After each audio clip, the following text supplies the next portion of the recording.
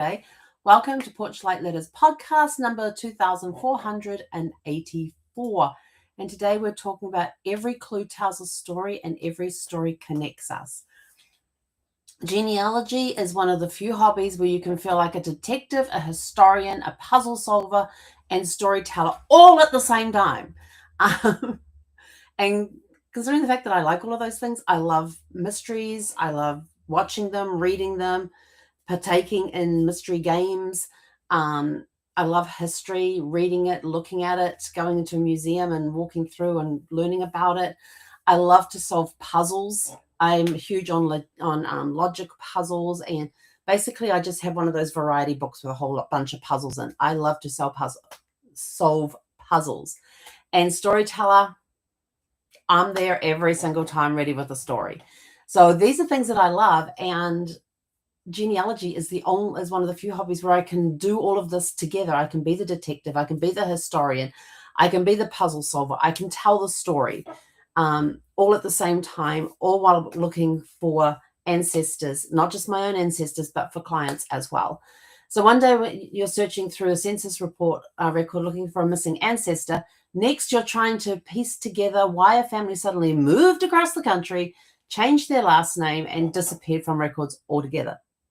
Or did they? That's part of the puzzle coming in. They moved. Where did they go? Every clue matters. A witness name on a marriage certificate. Actually, do I have? No, it's not there. I wonder where I put that. I'm going to have to find that. Oh, no, that's not it up there. I will show you one. One day I will show you one when I find my little black folder. Every clue matters. A witness name on a marriage certificate. That can be a clue. Is the witness a friend, a relative? Who is the witness? How are they related to the couple getting married? A newspaper clipping. I have shown you this multiple times with newspaper clippings, how you can find the story there. You can help solve part of the puzzle with there. You can add to the puzzle and the mystery with a newspaper clipping. You can find out more information about the newspaper clipping. The clipping could be a clue, and now you've got to go find more information to go with it. An old photograph. I have 3 suitcases sitting there in my closet that came from my grandmother to sit and sort and go through. And I've already started going through one of the cases. And I will tell you this, it is so much fun going through those and seeing the photographs and just some of the photographs I know when they were taken and I know who was in them. So it's finding that archival pencil to write on the back as long as you got on the back who's in the picture, where it was taken and when it was taken, those 3 things, who, when, and where. Who, when, where. On an old photograph, you can have so much fun with it and telling the story, finding the story. A scribbled note in a family Bible, that could be another clue for you. A DNA match. DNA matches are so much fun. Oh my gosh, I am having so much fun hooking up with, especially when I've got somebody whose tree has a lot of people in it. That means that it's got more availability for me to go and match them. Because I can go through the list, I can pull up the list of names, I can print off the list of names, and I can just start going through, is this last name in my tree? Yes, no. I've got some that I'm working on one at the moment, which has 180 people in their tree, and I've been through my tree, and the ones where I have the same surnames, I have highlighted them. I've also highlighted those that were not born in the US, but originated from England or Ireland in some of the cases. A forgotten address in a city directory. You could be going through a city directory looking for somebody else and, oh, look, there's a different ancestor sitting there because they lived in the same street. Sometimes the pieces fit together quickly. Some take years. I've been doing this. I've been researching genealogy since when did I take over from mum and dad? When I took over from mum. Oh, I started helping mum when I was in my teens. And then I took over after I turned 30. So I've been involved with genealogy for over 40. I'm coming up on my 60th birthday this year. I've been involved with genealogy close to 50 years. And actually researching by myself. Well, not really by myself. I enlist the help of other people. Sometimes you need to get hold of a family history society or a genealogy society that's in an area and get them to do the boots on the ground research for you. Other times you're hooking up with other tree holders and you're collaborating together. Those are a lot of fun. So some take years, others will fit together very quickly. But eventually those scattered fragments begin forming something bigger, a story. Think of a jigsaw piece, a jigsaw puzzle. You've got the borders, which are your parameters, which are your births, your deaths, your marriages, those concrete facts, birth, death, and marriage, concrete facts, the names of their children. Now you're putting together the piece in the middle, and all the middle pieces are all the other bits and pieces the other bits of clues that we're finding, and we're slowly putting that puzzle together. So that's where that scattered fragments begin forming something bigger, a story. The picture of the jigsaw starts coming together. Not just a list of names and dates, which is what the border is, but the story of real people who lived, struggled, loved, worked, survived, and shaped the generations that follow. All of that, the people who lived, struggled, loved, worked, survived, and shaped the generations that follow, those are your middle pieces of a jigsaw puzzle. That's what makes genealogy so powerful. It's not just research. It's the art of rebuilding lives from the clues left behind.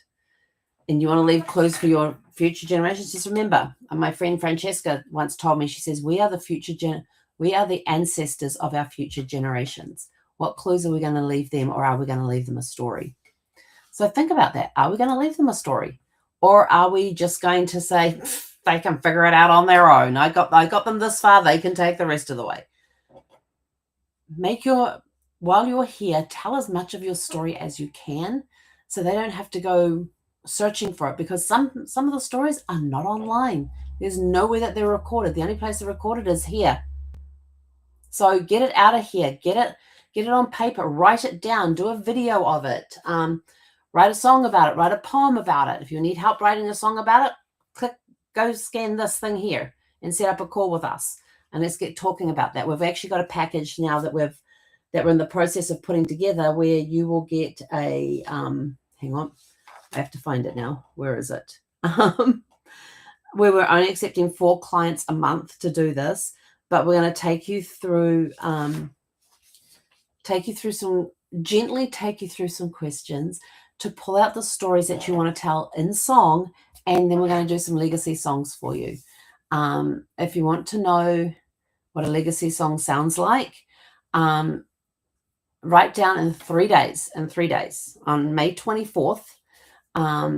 Actually, no, it'll be 4 days for the States, because you guys are on May 20th. I'm on May 21st. But on May 24th, we are releasing the song No Matter What Happens.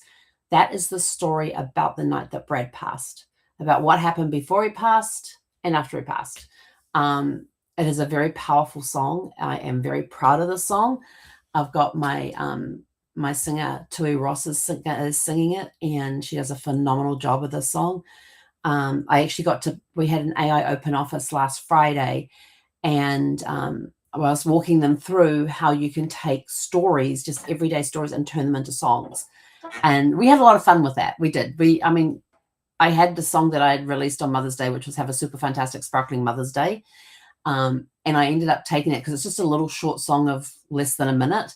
And I ended up taking that and playing with it and putting different styles to it. We had Gregorian chant, which was absolutely amazing.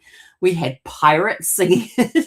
We had heavy metal singing it, where they had a guy and a girl, and the guy had a gravelly voice and the girl had the beautiful, clean voice. What other ones did we do that as? We did it as an 80s pop. We just threw in a whole bunch of different styles in there, and I already had them set up ready to go. We just had to play them. Some of them got a lot of laughs, and some of them just sort of got like a little emotional, because that type of music just spoke to that person. And so it was interesting trying one song, same lyrics, but just a different style of singing it. And the music got changed out each time. So it had a different sound, different music, different vocals. And it just changed the whole thing of the song. But I tell you, having pirates have a super fantastic sparkling Mother's Day, that was something else. That was, you know what? I'm actually going to play that, because it was such a cool song. So let me go over here real quick, and into my playlist. Actually, maybe I'll put that one on the YouTube channel. Let's see. I need playlists. This one here. So here's, Oh yeah, we also did Disney as well. We did Disney and we did Broadway. We had a Broadway duet with that as well. Same lyrics, every single song. It was just the same song, just played in different styles. So here is the Pirates version of it. Let's see if this will come across.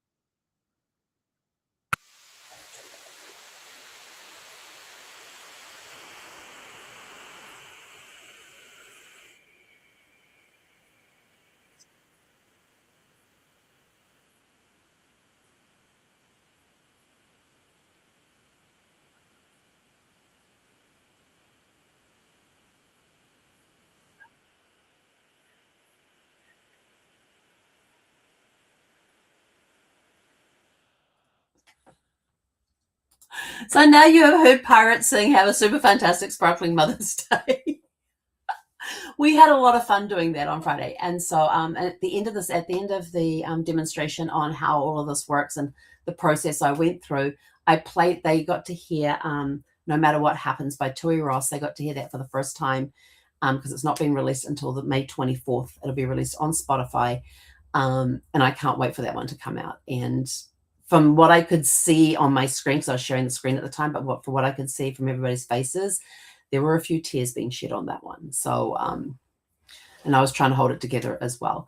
But The Best Me I Can Be, which is one I wrote back in September 2004 and recorded and found and created the music for it in June last year. That's another story one. I was telling my story, but it's a story that could apply to anyone. On the Outside Looking In, which is the one we just released back when I was on the cruise ship, 25th of April, that I finished writing while I was on the cruise. That was a personal journey story as well for me. But again, it applies to many people. This one, No Matter What Happens, that is my personal story of what happened the night that Brad passed. It doesn't have all the details in there, but it gives you an idea of how it was and what was going on and everything else. And it's a story I've been wanting to tell for a while, and I finally got to put it to song. It was just one of those things. It's just sort of like, this will sound really cool in a song. And so we wrote the song. I may go back and write the full story at some point.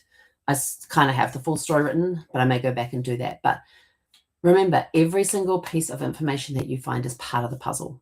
And here's the thing.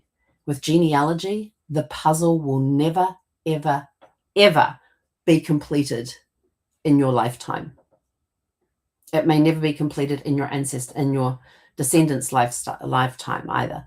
And here's why. Records have been lost over time. They will leave a gap in the research. But the records out there are vast. And some of them like 5% or less are online. So that leaves you a whole 95% of all the records available in the world to go searching through. That is a super crap ton of records. But every record that you find, every piece of information you come along, that's another piece to your puzzle.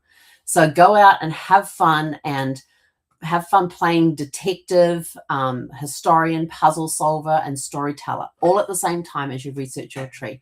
And again, if you want any assistance with putting this all together, just go up here, scan the QR code, and book your 30-minute discovery call, and let's get together and find some fun ways to preserve your stories. So go out, have a super fantastic sparkling evening. We'll be back here tomorrow evening at 7 p.m. Pacific time because I have my mastermind call on tomorrow night. So I've got to bump it an hour. And we will catch you guys back here at 7 p.m. tomorrow night. Hey, and have a super fantastic sparkling evening. And I've just totally forgotten my end of the things. Hey, konara.